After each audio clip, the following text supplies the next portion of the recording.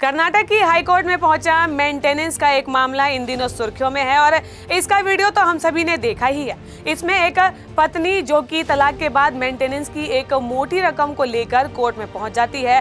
तकरीबन 6 लाख की रकम थी, जिसमें कि उसके मेकअप, खाने पीने और घूमने फिरने का खर्चा शामिल था। हालांकि जज साहिबा ने फटकार लगाते हुए सीधे सीधे ये कह दिया कि अगर तुम्हारा खर्चा इतना ही है तो फिर खुद क्यों नहीं कमा लेती हो।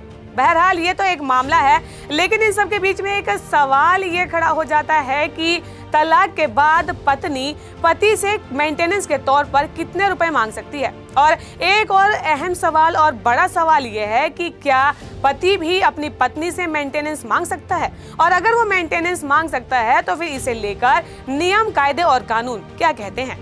मेंटेनेंस यानी कि गुजारा भत्ता आखिरकार होता क्या है। जब एक व्यक्ति दूसरे को खाना, कपड़ा, घर, एजुकेशन और मेडिकल जैसी बेसिक जरूरत की चीजों के लिए फाइनेंशियल सपोर्ट करता है तो उसे मेंटेनेंस यानी कि गुजारा भत्ता कहते हैं। तलाक के बाद पति पत्नी को ये मेंटेनेंस की रकम देता है। आखिरकार पत्नी कब मांग सकती है मेंटेनेंस? एक पत्नी भत्ते की मांग तभी कर सकती है जब उसके पति ने उसे तलाक दे दिया हो या फिर उससे तलाक ले लिया हो, बशर्ते कि पति ने तलाक के बाद दोबारा शादी नहीं की हो और वो खुद को आर्थिक रूप से बनाए रखने में असमर्थ हो। अगर गुजारा भत्ता ना दे तो फिर क्या होगा? गुजारा भत्ते को लेकर कोर्ट के आदेश के खिलाफ पति ऊपर की अदालत में जा सकता है, लेकिन फिर उसे अदालत का आदेश मानना ही पड़ता है। अगर वो इससे इनकार करता है तो पत्नी इसकी शिकायत कर सकती है। कोर्ट बैंक अकाउंट को अटैच करने पति की आधी सैलरी गुजारे भत्ते के लिए दे सकता है। अगर बैंक अकाउंट में पैसे नहीं है तो संपत्ति भी कुर्क करके गुजारा भत्ता दिया जा सकता है। सवाल यह है कि गुजारा भत्ता आखिरकार कितने तरह का होता है।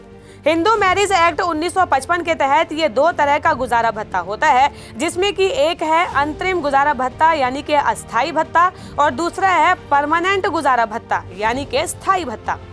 अब बात यह है कि अंतरिम गुजारा भत्ता होता क्या है। जब मामला कोर्ट में लंबित है तो उस दौरान के लिए जो गुजारा भत्ता तय किया जाता है वो अंतरिम गुजारा भत्ता होता है। जैसे कि तलाक का कोई केस यदि कोर्ट में गया है तो अंतिम फैसला आने तक कोर्ट एक धनराशि तय करता है और जब तक मुकदमा चलेगा पति को वो तय रकम पत्नी को गुजारे भत्ते के रूप में अदा करनी होगी। तो फिर अब ये परमानेंट गुजारा भत्ता क्या होता है?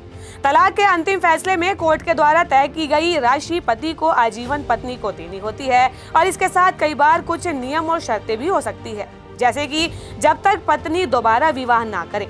स्पेशल मैरिज एक्ट की धारा 36 और 37 में गुजारे भत्ते के बारे में जरूरी प्रावधान भी किए गए हैं, जैसे कि भत्ता कितना होगा ये पति की आय, संपत्ति और जिम्मेदारियों आदि को देखते हुए कोर्ट तय करता है।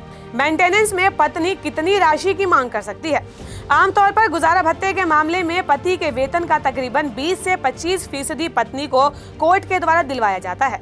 हाल ही में कोर्ट का जो फैसला आया था उसके मुताबिक अगर पति बेरोजगार है तो भी उसे अपनी पत्नी और बच्चों को गुजारा भत्ता देना उसका दायित्व है।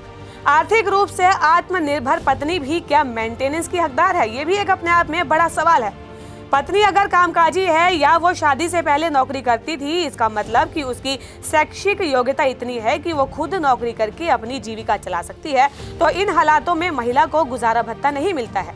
लेकिन अगर दंपत्ति के बच्चे हैं तो पति को पिता के तौर पर अपने बच्चों के भरण पोषण का खर्चा उठाना ही होगा। और एक सवाल ये भी है कि क्या पति भी गुजारे भत्ते का अधिकारी हो सकता है? हिंदू मैरिज एक्ट 1955 के सेक्शन 24 में जेंडर न्यूट्रल माना गया है। इसका मतलब यह है कि पत्नी की तरह पति भी गुजारा भत्ता मांग सकता है, लेकिन इसके लिए भी कुछ शर्तें हैं, जैसे कि पति आर्थिक रूप से आत्मनिर्भर नहीं है और पत्नी आत्मनिर्भर है तो फिर इन हालातों में पति को मेंटेनेंस मिल सकता है। दूसरा कारण, पति दिव्यांग है या किसी भी कारण से आजीविका कमाने में सक्षम नहीं है, तो इन हालातों में भी पत्नी पति को मेंटेनेंस देती है। और तीसरा बड़ा कारण, पति की मानसिक स्थिति ठीक नहीं है या फिर वो किसी गंभीर बीमारी से जूझ रहा है, तो इन हालातों में भी पति मेंटेनेंस का अधिकारी है। डिवोर्स के बाद मेंटेनेंस को लेकर मिलने वाली रकम के बारे में जो जानकारी हमने आपको दी है वो आपको कैसी लगी, कमेंट सेक्शन में हमें जरूर बताएं। और ऐसी ही कुछ अहम खबरों के बारे में जानने के लिए GGC को लाइक, शेयर और सब्सक्राइब करना बिल्कुल भी ना भूलें।